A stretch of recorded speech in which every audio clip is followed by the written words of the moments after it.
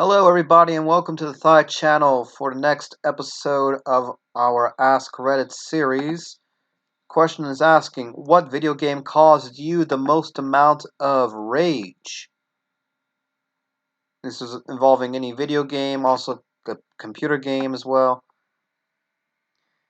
Bobal Shaw says, I never hated a game myself or the people around me more than one time I played Overcooked. My entire family played Overcooked one time and we were advancing really quickly. We were on this Arctic map, I think, and I accidentally pushed my mom into a pool of water while she was delivering the last meal we needed to win the level. We failed.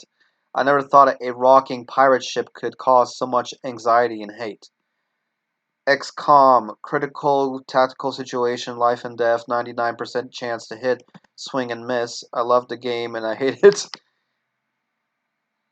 Yes, this is Bacon says 3 inches from alien while holding a shotgun. Uh, and in this case, the alien is a 10-foot tall, roided up juggernaut that takes up the entire field of vision. My my favorite Steam review of all time is this guy who said there's a 99% chance he would recommend the game and then gave it a thumbs down. What really caused me to rage isn't just my shots missing, it's that they miss and the enemy makes impossible shots immediately after. How do I miss 3 to 4 shots with 80% or more chance of hitting in a row, and then a thin man one-shots my best medic across the map with a high disadvantage, while my medic is in full cover? What's even better is when a person they shoot is barely alive with one health bar left, and you try to see what the shot percentage is to shoot back, and it's 30 to 20%. Why even put a number? Sonic 3, the Carnival Night Barrel. The maddening thing about it is that it's so easy to get past once you know the method of doing it, so you just gotta understand that Sonic can generate more vertical force by looking up and down than he can actually jump on something. Apparently, it's the sort of trap that simply wouldn't work today. Everyone would just Google it. Still, at least the game had a save feature. The big problem with the barrel is that they actually appear throughout the level and they respond to your jumping. As such, in many places you can get under them by jumping on them to get them to go up and down successfully. So when you finally get to that barrel at the end of the game has trained you to jump repeatedly, and it's not expected that pushing up or down should work. All that does is scroll the screen. There are no gameplay reasons to press up beyond looking around, and you'd only ever pass the game press down to spin dash. Guitar Hero 2 Expert Playthrough, just the song Freya. My pre-teenage hands were just too small to be able to consistently hold the green button and have to stretch to the orange. On the plus side, I did feel like a rock star smashing the guitar. That song is the most cramped up, inducing song ever. Probably one of the early NES Castlevania games. I'm not sure which one, but it was one of those long platform jumps. One of the few times in my life I have thrown a controller. I've heard those early Castlevania games are nicknamed controller busters or something like that. Runner up, jet bike level of Battletoads. Simon's Quest, the second one, is generally regarded as the black sheep, kinda how like Zelda 2 was, because it's based around exploration and the scenes are really obscure, like waiting for the tornado. Unlike in other games like that, the townsfolk are worthless and half of them don't tell you anything, and it's so poorly translated it basically means something completely different. Echo the Dolphin. I consider it one of my favorite games, but the difficulty curve is super wonky. The Lagoon was the third level and by far one of the most difficult ones in the entire game. I owned this game for years and never got off the first screen. I thought the whole game was just swimming around in that little cove. I was a stupid kid. Dude, the same thing. I swam around trying to find something, anything, and I thought it was just broken. This is the first time I'm hearing that it's an actual game and not a dolphin swimming simulator. Dude, I went down the rabbit hole after I found that out too. You got to go to the outer space and fight aliens. I never got out of the first cove. Wait, what? Never left the cove, gang, rise up. emulators to the rescue. I could never get past the stupid octopus right at the beginning. Swim slowly past 8 arms. Worst thing is that the octopus appears again in the lagoon. The thing that messes you up the most is that after you pass him and then go left, you get messed up by the pufferfish, so you can bump the crystal. You have to go back down and to your left to get air, or you'll die, so you're on severe time crunch when you have to inch past him.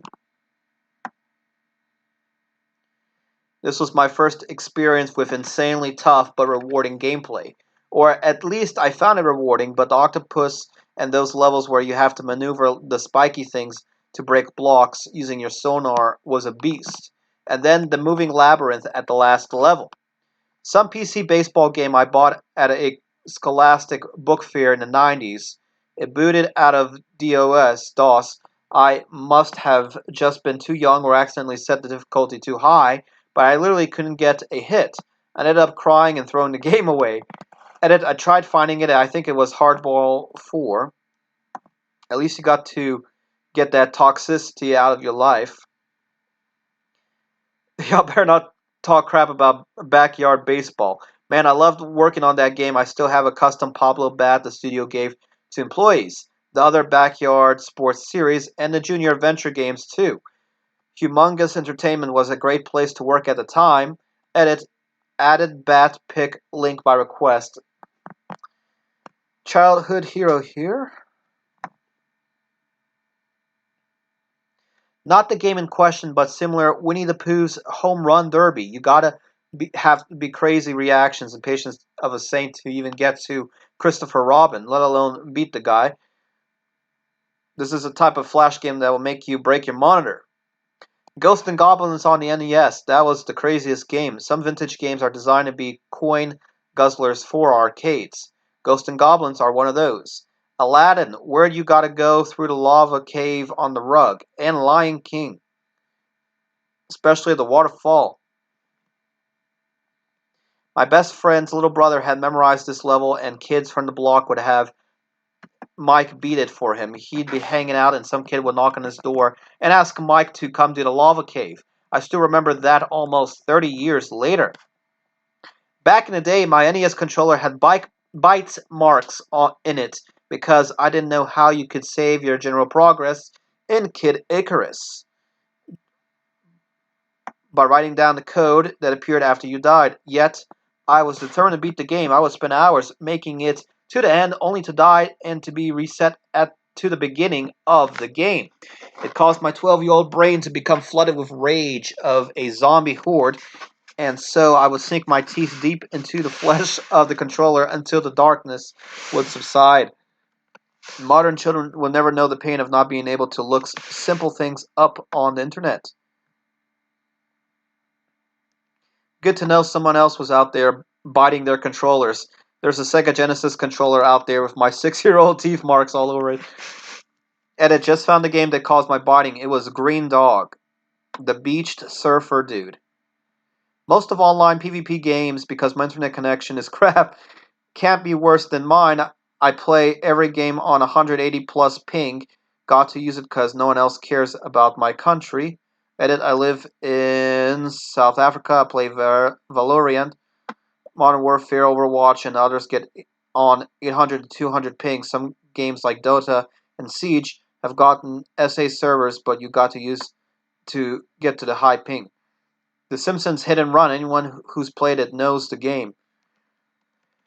Nazo says, I love this game. I wish they would do a re-release. That said, the level where you're chasing Cletus, I think, at a high speed, ramming him so he can drop roadkill that you somehow have to also collect without him getting too far ahead. Alright guys, thank you all for watching. Hope you all enjoyed this episode of our Ask Reddit series. Make sure you subscribe. Comment down below any ideas or recommendations for future games. And stay tuned for next episode, and we will continue Reddit series. See you all soon. Take care.